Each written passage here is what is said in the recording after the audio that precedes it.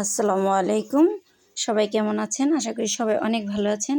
আজকে আমি খুব মজাদার একটি এই সিজনের তাল বড়া রেসিপি, সেই রেসিপিটা আজকে শেয়ার করব আপনাদের সাথে। খুব সহজে তৈরি করে নিতে পারবেন। তাহলে চলুন। এখানে 1 বাটি নিয়েছি তাল। তালগুলো আমি আগে থেকে একটু চিপড়ে নিয়েছি। চিপড়ানোটা আমি আপনাদের সাথে শেয়ার করতে পারিনি। এখানে নিয়েছি 1/3 কাপ নারিকেল কোরানো, নিয়েছি স্বাদ অনুযায়ী চিনি।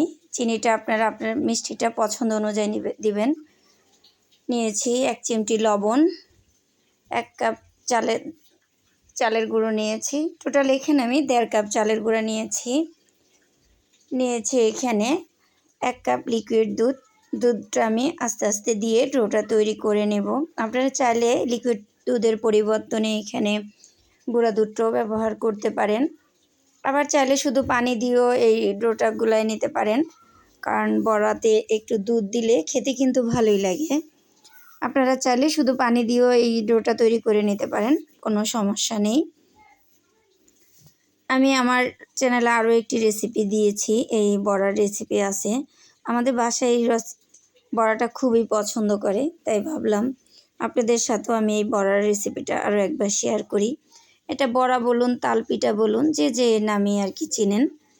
এই পিঠাটা বিভিন্ন ধরনভাবেই বানানো যায়। আমি এইভাবেই বানিয়ে আপনাদের সাথে শেয়ার করছি। চেষ্টা করবেন ডোটা একটু নরম করে ছেনে নেওয়ার জন্য, কারণ একটু নরম হলে পিঠাগুলা খুব ভালো হয়।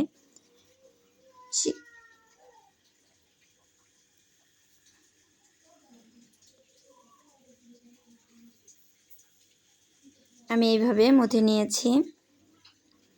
এখানে কিছু পরিমাণ তেল নিয়েছি। তেলটা আমি আগে থেকে একটু লো হিট দিয়ে দিয়েছি। একটা একটা করে আমি এভাবে ছেড়ে দিচ্ছি। এখানে একটা টিপস, যখন আপনারা বড়াগুলো ছাড়বেন, আলাদা একটা বাটিতে পানি নিয়ে হাতটা ভিজিয়ে নেবেন, তাহলে আর হাতের মধ্যে এই ডোটা লেগে যাবে না। বড়াগুলো ছাড়তে খুব সুবিধা হবে।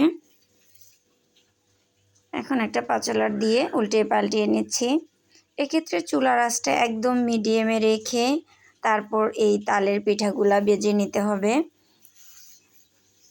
যদি চুলার আঁচটা বাড়ানো থাকে তাহলে উপর দিয়ে পুড়ে যাবে, কিন্তু ভিতরে ভালো হয়ে কুক হবে না। এর জন্য চেষ্টা করবেন চুলার আঁচটা একদম মিডিয়ামে রেখে ভেজে নেওয়ার জন্য। এই সিজনে কিন্তু প্রচুর পরিমাণ তাল পাওয়া যায়। চেষ্টা করবেন, তাল কিন্তু হাতের নাগালে সবাই যে যেখানে থাকি কম বেশি সব জায়গাতেই পাওয়া যায়। তালগুলো যদি আয়না এইভাবে বানিয়ে রাখা যায় তাহলে কিন্তু 4-5 দিন ধরে এই পিঠাটা খেয়ে নিতে পারবেন। এরকম গোল্ডেন কালার করেই আমি ভেজে নিচ্ছি।